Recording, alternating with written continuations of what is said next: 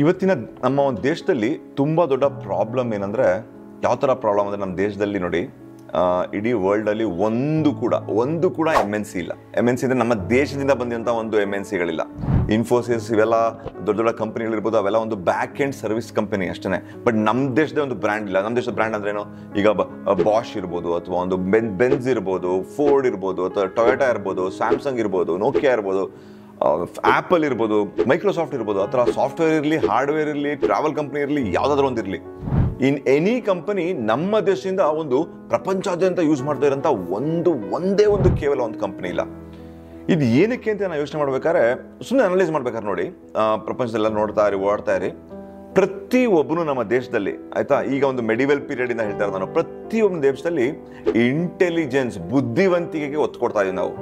ನನ್ನ ಮಗಳು ತುಂಬಾ ಬುದ್ಧಿವಂತರಾಗಬೇಕು, ನಾನು ತುಂಬಾ ಬುದ್ಧಿವಂತನಾಗಬೇಕು ಅಂತ ಸಿಕ್ಕಾಪಟ್ಟೆ ಓದೋದು. ಕೆಲವರು ಓದೋದು ಇಲ್ಲ, ಬಿಟ್ಟಕ್ಕೆ ಅದು ಬೇರೆ ವಿಷಯ. ಆದರೆ ಕೆಲವರು ಓದೋರು ಏನ್ ಮಾಡ್ತಾರೆ ಅಂದ್ರೆ, ತುಂಬಾ ಅವರು ತಮ್ಮ ಬುದ್ಧಿವಂತಿಕೆನ ಡೆವಲಪ್ ಮಾಡಕ್ ಹೋಗ್ತಾ ಇರ್ತಾರೆ. ಇದೇ ನಮ್ಮ ದೇಶದ ದೊಡ್ಡ ಪ್ರಾಬ್ಲಮ್. ಅತಿ ಬುದ್ಧಿವಂತರಾಗ್ತಾ ಇದೀವಿ ನಾವು. ಇದೇ ನಮ್ಮ ದೇಶದ ದೊಡ್ಡ ಪ್ರಾಬ್ಲಮ್. ಯಾಕೆ ಅಂತ ನಾನು ಹೇಳ್ತೀನಿ. ನಾವು ಅತಿ ಬುದ್ಧಿವಂತರಾದಾಗ ಏನಾಗ್ತಂದ್ರೆ, ನಮಗೆ ನಾವು ಅನಾಲಿಸಿಸ್ ಮಾಡುವಂತಹ ಒಂದು ಕೆಪಾಸಿಟಿ ಬರುತ್ತೆ. ತುಂಬಾ ಅನಲೈಸ್ ಮಾಡ್ತೀವಿ ಎಲ್ಲ. ಏನೇ ವಿಷಯ ಮಾಡಬೇಕು, ತುಂಬಾ ಅನಲೈಸ್ ಮಾಡೋ, ಅದು ನಿಂಗೆ ಇದಾಗುತ್ತೆ, ಇದಾಗೋದ್ರೆ ಹಿಂಗಾಗೋದ್ರೆ, ಹಂಗಾದ್ರೆ ಅಂತ ನಾವು ಅನಲೈಸ್ ಮಾಡ್ತಾ ಹೋಗ್ತೀವಿ.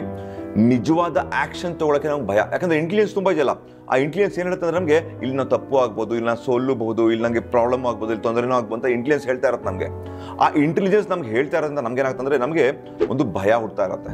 ಅದಾಗ್ಬಿಟ್ರೆ ಏನ್ ಮಾಡೋದಪ್ಪ, ಇದಾಗ್ಬಿಟ್ರೆ ಏನ್ ಮಾಡೋದಪ್ಪ ಅಂತ ನಾವು ಅದು ಮಾಡೋ ಕೆಲಸನ ಬಿಟ್ಬಿಡ್ತೀವಿ. ಹೀಗಾಗಿ ನಮಗೆ ಒಂದು ದೊಡ್ಡ ಒಂದು ನಿರ್ಧಾರ ತಗೊಳಕ್ಕೆ, ಅದು ದೊಡ್ಡ ಒಂದು ಕೆಲಸ ಮಾಡ್ಲಿಕ್ಕೆ ನಮಗೆ ಬುದ್ಧಿನೇ ಬರಲ್ಲ. ಅದೇ ಸೆಮಿ ಇಂಟೆಲಿಜೆಂಟ್ ಪರ್ಸನ್ ಅಂತ ಅನ್ಕೊಳ್ಳೋಣ. ಸೆಮಿ ಇಂಟೆಲಿಜೆಂಟ್ ಪರ್ಸನ್ ಕತೆ ಏನಾಗುತ್ತೆ ಅಂತ ಹೇಳಿದ್ರೆ, ಆ ಸೆಮಿ ಇಂಟೆಲಿಜೆಂಟ್ ಪರ್ಸನ್ ಕೆಲಸ ಮಾಡಬೇಕು, ಒಂದು ಧೈರ್ಯ ಇರಬೇಕು. ಫಸ್ಟ್ ಆಫ್ ಆಲ್ ಆಂಟ್ರಪ್ರಿನರ್ಶಿಪ್ ಆಗಿ ಧೈರ್ಯ ಬರಬೇಕು. ಆ ಒಂದು ಧೈರ್ಯವನ್ನು ನಾವು ಧೈರ್ಯದ ಕಡೆ ಕಾನ್ಸಂಟ್ರೇಷನ್ ಮಾಡಿದ್ರೆ, ನಮ್ಮ ಮಕ್ಕಳಿಗಾಗಲಿ, ನಾವಾಗಲಿ ಒಂದು ಇಂಟೆಲಿಜೆನ್ಸ್ ಕಡೆ ಕಾನ್ಸಂಟ್ರೇಷನ್ ಮಾಡೋದು ಸ್ವಲ್ಪ ಕಮ್ಮಿ ಮಾಡಿ ಧೈರ್ಯದ ಕಡೆ ನಾವು ಕಾನ್ಸಂಟ್ರೇಷನ್ ಮಾಡಿದ್ರೆ, ಇದ್ರ ಅಡ್ವಾಂಟೇಜ್ ಏನಾಗುತ್ತೆ ಅಂತ ಹೇಳ್ತೀನಿ. ಧೈರ್ಯ ಬಂದ ತಕ್ಷಣ ಏನಾಗುತ್ತೆ, ಹೋಗೋಣ ಬಾ ಏನಾರ ಮಾಡೋಣ ಅಂತ ಹೋಗ್ತೀವಿ. ಸಕ್ಸಸ್ ಆಗ್ಬಿಡ್ತೀವಿ ನಾವು. ಒಂದ್ಸರಿ ಸಕ್ಸಸ್ ಆಗಲಿಲ್ಲ ಅಂದ್ರೆ ಏನು ಮಾಡ್ತೀವಿ, ಸಕ್ಸಸ್ ಆಗಲಿಲ್ಲ ಅಲ್ವಾ, ಇದರಿಂದ ನಾನು ಏನು ಕಲಿತೆ, ಅಷ್ಟಕ್ಕೆ ಬೇಕಾದ ಇಂಟೆಲಿಜೆನ್ಸ್ ಮಾತ್ರ ನಾವು ಕಲ್ತ್ಕೊಂಡು ಹೋಗ್ತೀವಿ ಅಲ್ವಾ. ಏನೋ ಒಂದು ಕೆಲಸ ಮಾಡಕ್ಕೆ ಹೋಗ್ತೀವಿ, ಆ ಕೆಲಸ ಮಾಡ್ಬೇಕಾದ್ರೆ ನಾನು ಫೇಲ್ ಆದೆ ಅಲ್ವಾ. ನಾರ್ಮಲ್, ಅದು ಫೇಲ್ ಆಗ್ಬೋದು, ಪಾಸ್ ಆಗ್ಬೋದು.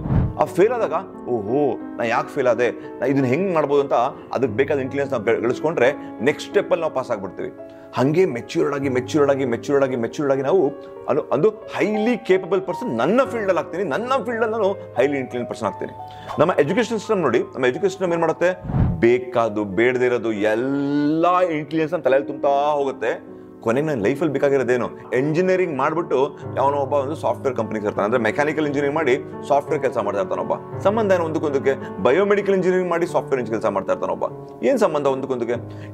MBA ಮಾಡ್ಕೊಂಡು ಒಬ್ಬ ಕ್ರೆಡಿಟ್ ಕಾರ್ಡ್ ಮಾಡ್ತಾ ಇರ್ತಾನೆ. ಏನು ಸಂಬಂಧ ಅದಕ್ಕೂ ಇದಕ್ಕೂ ಅಲ್ವಾ? ಸೊ ನಮ್ಮ ದೇಶದಲ್ಲಿ ಪ್ರಾಬ್ಲಮ್ ಏನಂದ್ರೆ, we are getting so much of intelligence. ಅದರಿಂದ ನಮ್ಮ ಧೈರ್ಯ ಕುಗ್ಗುತ್ತೆ ಅಂದ್ರೆ ನಮಗೆ ಅದರ ಒಂದು ನೆಗೆಟಿವಿಟಿ, ಫೇಲ್ಯೂರ್ಗಳು ಗೊತ್ತಾಗ್ತಾ ಹೋಗುತ್ತೆ. ಬಟ್ ಧೈರ್ಯ ತುಂಬಕ್ಕೆ ಬೇರೆ ಕೆಲಸಗಳು ನಾವು ಮಾಡ್ತಾ ಇಲ್ಲ.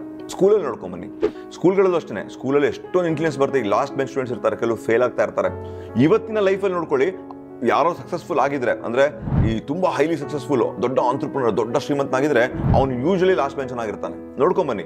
ಅಥವಾ ಸ್ಕೂಲ್ ಡ್ರಾಪ್ ಔಟ್ ಆಗಿರ್ತಾನೆ. ಸ್ಕೂಲ್ ಹೋಗದೇ ಇರೋನೇ ಮೈಕ್ರೋಸಾಫ್ಟ್ ಫೌಂಡರ್ ಇರ್ಬೋದು, ಜುಕರ್ಬರ್ಗ್ ಇರ್ಬೋದು. ಎಷ್ಟೊಂದು ಜನ ನೋಡ್ಕೊಂಬನ್ನಿ, ಎಷ್ಟೊಂದು ಜನ ದೇವರ್ all like school drop out, education ಕೊಡದೆ ಧೈರ್ಯದ ಕಡೆ ಜಾಸ್ತಿ ಕಾನ್ಸಂಟ್ರೇಷನ್ ಮಾಡಿ ಕೆಲಸ ಮಾಡಿದ್ರು. ಅವರು ಆ ಕೆಲಸ ಮಾಡಿದಾಗ ಫೇಲ್ ಆಗ್ತಾರೆ, ಕಲ್ತ್ಕೋತಾರೆ, ಕಲ್ತ್ಕೋತಾರೆ ಅಲ್ವಾ. ಸೊ ಇದು ವೆರಿ ಇಂಟೆಲಿಜೆನ್ಸ್ ಬೇಡ ಅಂತ ಹೇಳ್ತಾ ಇಲ್ಲ.